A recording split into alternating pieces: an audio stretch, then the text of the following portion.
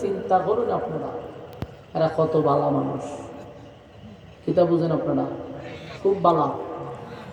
এরা কি জিত যেই জাতিরে 40 বছর নবিয়া দাওয়াত দিছে, এই জাতি কালেমা পড়ল না, এখানেই সাবজেক্ট শেষ না।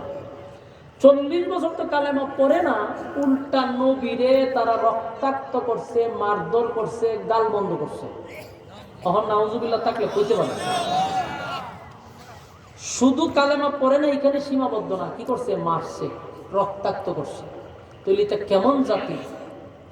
তো 40 বছর দাওয়াত দিয়ে যখন একটা মানুষের কালেমা বলল না, চিন্তা করেন তো কত নাম্বারের তেরা।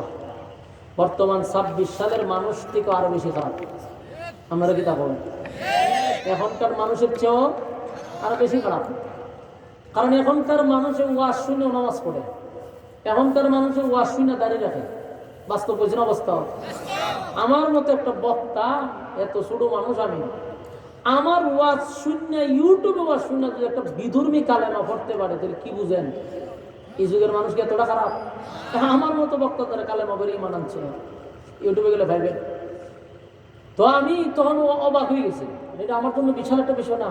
আমি তো আশ্চর্য হয়ে গেছিলাম, এই লোকটা হুজুর, আমি হিন্দু মানুষ, কিন্তু এই ওয়াজ শুনতে শুনতে আমার ভালো লাগছে। তা আমি আপনার কাছে কালেমা পড়বো। তাই আমি বললাম, এই সময় তো শেখ হাসিনা আমলে, তাই আমি বললাম ভাই আল্লাহ রাস্তে এইভাবে করেন না, আপনি আগে কাগজপত্র ঠিক করেন, না রে হবো আপনারা আমি জোর করে রেডি করছি, কোন মামলা ডুবাই দিব আমার। পরে কাগজ ইফিট উফিট কইরা সব কাগজপত্র মাহফিল লয়েছে, কালেমা পড়েছে। তো এখন আমি চিন্তা করলাম, ওয়াজ ইউটিউবের থেকে শূন্য যদি একটা মানুষ কালেমা পড়তে পারে, আর আমরা যদি মাঠে ময়দানে ডাইরেক্ট লাইমা কাজ করতাম, তাহলে কত হিন্দু মুসলমান করতে পারতাম। কথা কই না? তখন কইবানো যেত হরিণা খেলে, এটা বাংলাদেশ। কথা বুঝতেছেন? একটা মুসলমান যদি খালকে বানায়, পরের দিন আমার আর ভাইতের নাম হতো ভাই। বুঝতেছেন? এই জন্য ওলামায়ে কেরাম এদেরকে দাওয়াত দেয়। তো এখনকার মানুষ এতটা খারাপ না। এই যে ওয়াজ নসিহত শুনে অনেক মানুষ কিন্তু এই ওয়াজ মাহফিলতে গিয়া জীবনের সব কিছু ছাইড়া দিয়ে তওবা করে না, যার জীবনে গুনাহ করতাম না, যা করার করছি, এখন থেকে 5 ওয়াক্ত নামাজ পড়বো, সুদ খেতাম না, হারাম খেতাম না, মানুষ ভালো হয়ে যায়। ভাই হয় ভালো। অনেক মানুষ আছে আমাদের কাছে ফোন দিয়ে কান্নাকাটি করে, ওই যে আগে এডি করতাম সব ছেড়ে দিচ্ছে। তাহলে বোঝা গেল ওয়াজের দ্বারাই মানুষের ফায়দা হচ্ছে। কিন্তু একজন নবী দাওয়াত দিল 40 বছর, সারা পৃথিবীর আলেমদেরকে যদি আপনি একটা পাল্লাবায় রাখেন, আর একজন নবীর জুতার দুলাটারে যদি আরেক পাল্লাবায় রাখেন, সমান হবে?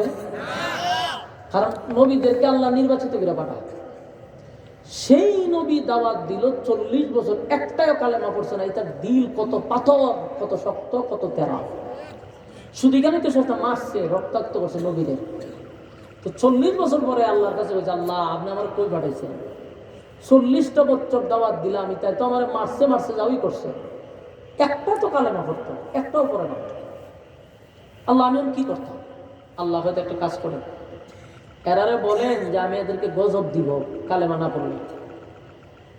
এই নবীকে বলছে, কইও সারাটা জীবন তো আমার মারছো, কালেমাও পড়ো নাই, গাল মন্দ করছো।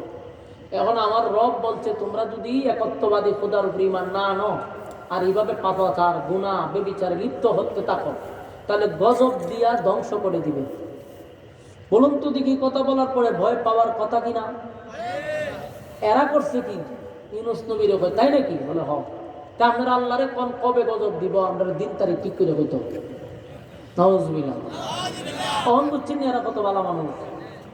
আল্লাহ দেখাইছে গজবের ভয়, এরা কবে গজব দিব এটা দিন তারিখ ঠিক করে লইয়েন না কাম। আমরা উপস্থিত, আমরা প্রস্তুত। ইউনূস নবী ওই ইন্না লিল্লাহি, এটা তো সাংঘাতিক রে। গজবের ভয় দেখাইলাম, গজব তো পাই না, উল্টা গজব কবে দিব দিন তারিখ ঠিক করতেন। ইউনূস নবী, আল্লাহ আমরা কই পাঠাইছেন আমাদের? ইতারে গজবের ভয়ের কথা বললাম, ভয় তো পাই না, উল্টা আপনি দিন তারিখ ঠিক করে দিতেন। আল্লাহ হয়তো একটা কাজ করে, এরা যেহেতু গজবের অপেক্ষা করতেছে, দিন তারিখ চায়, ডেট চায়, তো বলেন আগামী 3 দিনের ভিতরে গজব দিয়া হমানে ধ্বংস করে দিবে। কয় দিনের ভিতরে? 3 দিনের ভিতরে গজব দিবে। ইউনূস নবী ওনার কওমের লোকদেরকে বলল, তোমরা না দিন তারিখ চাইছিলা? বলে হ। তো আগামী 3 দিন পরে তোমরা ইচ্ছা মতো আল্লাহ শেষ করবো, কুবা শামসুর মতো কুবাইবে। ঠিক না ঠিক?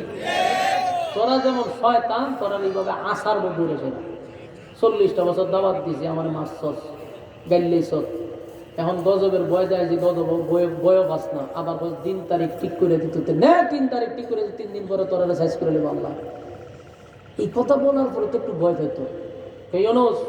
এখন সুন্দর একটা কথা কইছো, আমরা দিন তারিখের অপেক্ষায় আছি, আসুক তোমার আল্লাহ গজব দিয়ে দিয়ে কি, তারপরে আমরা প্রস্তুত। নাউজুবিল্লাহ।